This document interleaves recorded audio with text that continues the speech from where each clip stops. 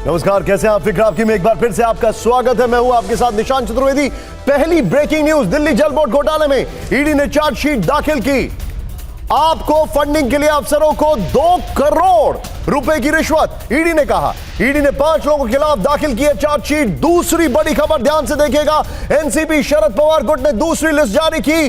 बीड से पंकजा मुंडे के खिलाफ बजरंग सोनावड़े चुनाव लड़ेंगे। एनसीपी शरद पवार ने अब तक 7 उम्मीदवार घोषित कर दिए हैं। और जमीन घोटाले में हेमंत सोरेन की बढ़ सकती है मुश्किलें। मामले में कोर्ट ने ईडी की चार्जशीट का संज्ञान लिया। ईडी ने हेमंत सोरेन का विवादित प्लॉट कुर्क किया। बड़ी खबर, मेरठ से एसपी नेता सुनीता वर्मा ने नामांकन दाखिल कर दिया है। बीजेपी के अरुण गोविल के खिलाफ चुनाव लड़ेंगी। कल एसपी नेता अतुल प्रधान ने इसी सीट से नामांकन दाखिल किया था। एक और बड़ी खबर, बंगाल के शिक्षा मंत्री पर आचार संहिता के उल्लंघन का आरोप। राज्यपाल ने शिक्षा मंत्री को कैबिनेट से हटाने को कहा। शिक्षा मंत्री ब्रत बसु ने यूनिवर्सिटी परिसर में मीटिंग की थी। और बड़ी खबर, बीआरएस नेता के कविता की जमानत याचिका पर फैसला सुरक्षित। आबकारी घोटाले में राउस एवेन्यू कोर्ट ने फैसला सुरक्षित किया। सुनवाई के दौरान ईडी ने जमानत याचिका का विरोध किया। बड़ी खबर आ रही है हेमा मालिनी पर बयान को लेकर रणदीप सुरजेवाला को नोटिस। हरियाणा महिला आयोग ने नोटिस जारी किया। रणदीप सुरजेवाला को 9 अप्रैल को पेश होने के लिए कहा गया है। और कंबोडिया पर विदेश मंत्रालय की एडवाइजरी, नौकरी के लिए कंबोडिया जाने वालों को आगाह किया। नौकरी देने वालों की पुख्ता जांच करें। नौकरी के नाम पर मानव तस्करी का मामला। और भारत नेपाल सीमा से 3 आतंकी गिरफ्तार किए हैं। बहुत बड़ी खबर है, गिरफ्तार आतंकियों में 2 पाकिस्तानी मूल के हैं। भारत में आतंकी घटना को अंजाम देने की साजिश थी। कर्टन रेजर में जो खबरें इस वक्त हमारे सामने आ रही हैं, पहली बड़ी खबर जो आपके सामने है ब्रेकिंग न्यूज के बाद, वो ये है कि केजरीवाल की गिरफ्तारी पर बड़बोला अमेरिका पाकिस्तान के हालात पर सन्नाटे में क्यों चला गया?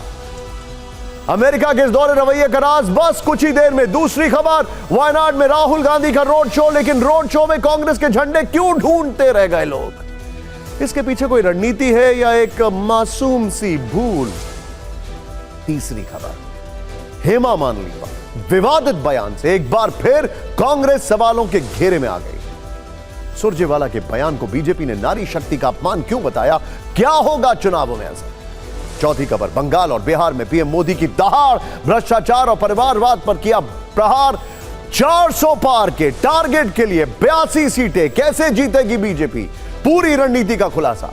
और 5वीं खबर, भारत ने अग्नि प्राइम की पावर दिखाई है, इससे चीन पाकिस्तान में हड़कंप कैसे मचा है, ध्यान से देखिएगा। लेकिन पहले आज की बड़ी खबर, सीधे सीधे वो खबर जो कि सोचने पर मजबूर करती है कि ये भाई साहब अंकल सैम किस तरफ है। खुद को भारत का सबसे अच्छा दोस्त बताने वाला अमेरिका क्यों ऐसी हरकतें कर रहा है जिससे उसकी दोस्ती पर सवाल खड़े हो रहे हैं? अमेरिका के दोहरे रवैये का सबसे बड़ा सबूत अब यहां पर आपके सामने आने वाला। ये देखिए जरा, दिल्ली के सीएम अरविंद केजरीवाल जेल में हैं, हम सबको पता है। अमेरिका ने उनकी गिरफ्तारी की आलोचना की थी।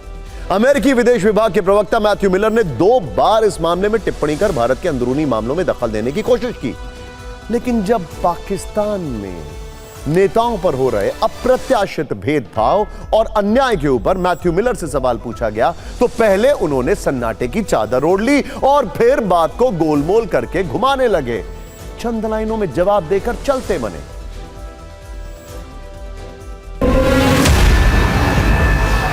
अरविंद केजरीवाल की गिरफ्तारी के बाद जर्मनी, अमेरिका और यूएन ने टिप्पणी की थी। भारत में कानूनी प्रक्रियाओं के निष्पक्ष और पारदर्शी न होने का राग अलापा था। विदेश मंत्री एस जयशंकर ने इस पर करारा जवाब दिया। उन्होंने कहा कि पश्चिमी देशों की यह पुरानी आदत है और बुरी आदत है। मैं देशों के बीच मर्यादा शब्द का इस्तेमाल करता हूं। हम संप्रभु राष्ट्र हैं और एक दूसरे के आंतरिक मामलों में हस्तक्षेप नहीं करना चाहिए। भारत ने इससे भी पहले अमेरिकी राजनयिक को तलब करके कड़ा विरोध जताया था। एमईए प्रवक्ता रणधीर जायसवाल कह चुके हैं कि बाहरी आरोप बिल्कुल अस्वीकार्य हैं। अमेरिकी विदेश विभाग की टिप्पणियां अनुचित हैं, लेकिन अमेरिका है कि मानता नहीं। और अमेरिका न जाने क्यों एकाएक पिछले कुछ वर्षों से पाकिस्तान के लिए लगातार नर्मदिली दिखा रहा है। अमेरिकी विदेश विभाग के प्रवक्ता मैथ्यू मिलर ने दिसंबर 2023 में पाकिस्तान की जमकर तारीफ की थी, पाकिस्तान को एक प्रमुख गैर नेटो सहयोगी बताया था। असल में अफगानिस्तान में रूस और चीन की दखलंदाजी बढ़ गई। अब फैक्ट्स देखिए, अंडरस्टैंड करिए, यह बड़ी डिटेलिंग है कि आखिर पाकिस्तान से इतना क्लोजनेस दिखाने की वजह क्या है। एक्सपर्ट्स कहते हैं कि इसे रोकने के लिए अमेरिका को पाकिस्तान की जरूरत है। हालांकि सच यह है कि पाकिस्तान चीन के खिलाफ कभी नहीं जाएगा। वैसे अमेरिका को पाकिस्तान की जरूरत तब भी पड़ी थी जब 2021 में अमेरिकी फौज ने अफगानिस्तान छोड़ा था। उस समय पाकिस्तान में इमरान सरकार थी और उन्होंने अमेरिकी दबाव में झुकने से मना कर दिया था। इसी के बाद पाकिस्तान की विपक्षी पार्टियों ने सेना के साथ मिलकर इमरान का तख्ता पलट किया और इमरान ने अमेरिका पर हस्तक्षेप का आरोप लगाया था। आरोप यह भी लगे थे कि इमरान को हटाने और शहबाज शरीफ को पहली बार पीएम बनाने में अमेरिका का प्रत्यक्ष इनविजिबल हैंड था। कई विश्लेषक तो यह भी कहते हैं कि अल ज़वाहिरी की हत्या में भी पाकिस्तान ने अमेरिका की मदद की थी।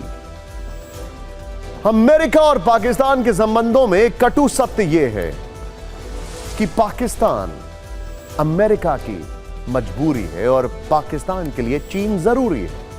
ऐसे में अमेरिका साउथ एशिया में पाकिस्तान को अक्सर एक टिश्यू पेपर की तरह इस्तेमाल करता है। अब यह वक्त बताएगा कि इस टिश्यू पेपर की जरूरत यानी यूटिलिटी कितने दिनों तक और जिसकी चर्चा के लिए पूरी दुनिया में कई नेता अपना समय का खर्चा कर चुके हैं, वो जेल में बैठकर सरकार चला रहे हैं। बात आम आदमी पार्टी के मुखिया और पहली बार तिहाड़ से सरकार चला रहे मुख्यमंत्री अरविंद केजरीवाल की हो रही है। खबर है कि अरविंद केजरीवाल जेल से सुपर एक्टिव मोड में काम कर रहे हैं। अब यह काम वो कैसे कर रहे हैं या कर भी रहे हैं या नहीं कर रहे हैं, यह एक्सक्लूसिवली टीवी9 आपको अब से कुछ क्षणों में बताने वाला है। लेकिन उनकी पार्टी के नेता सुपर एक्टिव मोड में अलग अलग रूप में आंदोलन कर रहे हैं। तस्वीरें, विजुअल्स देखिए। दिल्ली सरकार के ज्यादातर मंत्री और विधायक आज राजघाट पहुंचे। वो आम आदमी पार्टी के सांसद संजय सिंह के साथ बापू की समाधि पर श्रद्धांजलि देने पहुंचे थे। बापू की समाधि पर बैठकर उन्होंने भजन भी गाए। संजय सिंह से हमने एक्सक्लूसिवली बातचीत की है, जो अब से कुछ क्षणों में मैं आपको दिखाने वाला हूं। लेकिन अब टीवी9 बताएगा कि दिल्ली सरकार कैसे चल रही है। टीवी9 पर दिल्ली सरकार के मंत्री बताएंगे कि सीएम की गैर मौजूदगी में कामकाज कैसे हो रहा है। इस रिपोर्ट को जरा ध्यान से देखें, एक्सक्लूसिवली हम दिखा रहे हैं। नमस्कार, मैं सुनीता केजरीवाल, अरविंद केजरीवाल जी की धर्मपत्नी। आपके केजरीवाल जी ने सभी विधायकों के लिए जेल से संदेश भेजा है। केजरीवाल की गिरफ्तारी के बाद से सुनीता केजरीवाल सरकार और मुख्यमंत्री के बीच की धुरी बनी हुई है। दिल्ली में आम आदमी पार्टी की सरकार कैसे चल रही है, कैसे मंत्रियों को मुख्यमंत्री के निर्देश मिल रहे हैं, इन सब सवालों के जवाब सुनीता केजरीवाल के इर्द गिर्द ही सिमटे हैं। ये तस्वीरें 23 मार्च से 27 मार्च तक 5 दिनों की है, जब सुनीता केजरीवाल ईडी की कस्टडी में अरविंद केजरीवाल से जाकर मिली। इन तस्वीरों में दिल्ली सरकार के कामकाज करने का जवाब छिपा है। ये हम नहीं कह रहे, बल्कि ये कहना है दिल्ली सरकार में मंत्री राजकुमार आनंद का। टीवी9 भारतवर्ष संवाददाता जितेंद्र भाटी ने राजकुमार आनंद से पूछा कि दिल्ली की सरकार चल रही है या नहीं चल रही है। पहले इसका जवाब सुनिए। ये आपके पास भी मंत्रालय है और इस पे भी बहुत सवाल उठ रहे हैं कि सरकार चल रही है या नहीं चल रही है। क्या जेल से सरकार चल पा रही है? जेल से सरकार बिल्कुल चल पा रही है, कोई दिक्कत नहीं है। और आज तो जेल गए उनको 2-4-10 दिन हुए हैं। चलिए, मंत्री जी ने ये तो बता दिया कि दिल्ली की सरकार चल रही है। आगे हमने पूछा कि सरकार चल कैसे रही है, क्योंकि मुख्यमंत्री तो जेल में है। इस पर राजकुमार आनंद ने क्या कहा, सुनिए।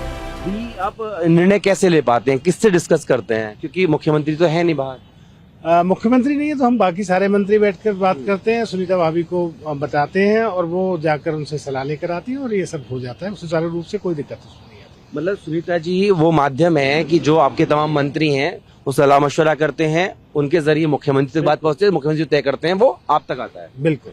सवाल ये है कि आखिर इस मॉडल से जेल में बैठकर केजरीवाल दिल्ली की सरकार कब तक चलाएंगे। जेल में बैठकर सरकार चलाने का मुख्यमंत्री केजरीवाल का मॉडल तो आपने देख लिया।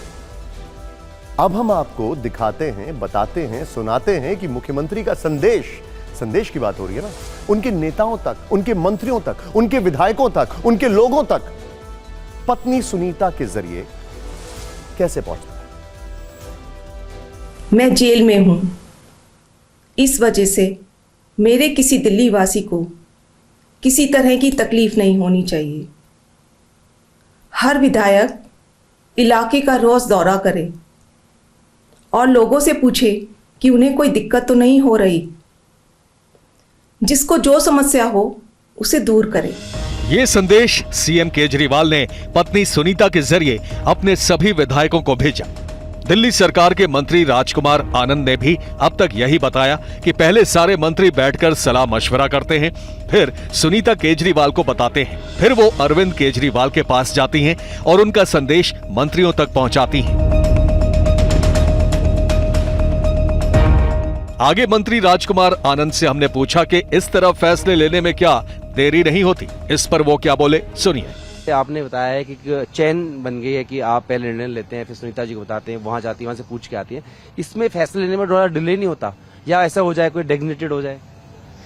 अब देखिए आगे आगे क्या होता है, मुख्यमंत्री जी देखेंगे, फैसला करेंगे, लेकिन अभी कोई दिक्कत इसमें आ नहीं रही, क्योंकि अभी तो कोड ऑफ कंडक्ट लगा हुआ है, तो इतनी कोई कैबिनेट मीटिंग भी नहीं हो रही, कुछ भी नहीं हो रहा। अभी 2 दिन पहले 2 अप्रैल को सुनीता केजरीवाल ने पहली बार आप विधायकों के साथ बैठक की थी। वो मंत्रियों और पार्षदों से भी मिली थी। इस मेल मुलाकात का मकसद क्या था, वो मंत्री राजकुमार आनंद ने आज साफ कर दिया।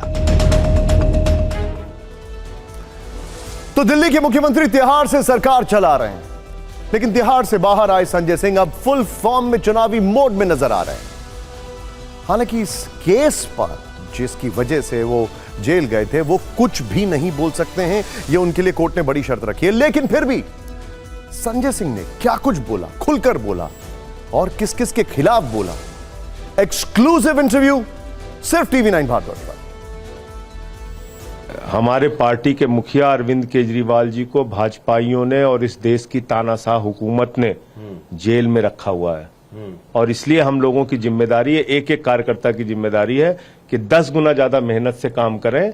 जेल का जवाब वोट से देना है, जनता के बीच में जाना है, भारत के लोकतंत्र को बचाने के लिए, इस देश के संविधान को बचाने के लिए, दिल्ली की 2 करोड़ जनता को और देश की जनता को न्याय दिलाने के लिए। आपने एक ऐसे मुख्यमंत्री को जेल में डाल दिया जो सबसे बेहतरीन काम कर रहे हैं।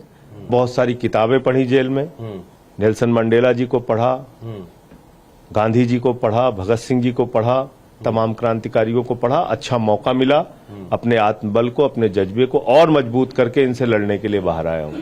3 दरोगा आ जाएंगे अगर बेंगलोर से और कहेंगे चलिए मोदी जी आपसे पूछताछ करनी है, तो क्या जाएंगे मोदी जी?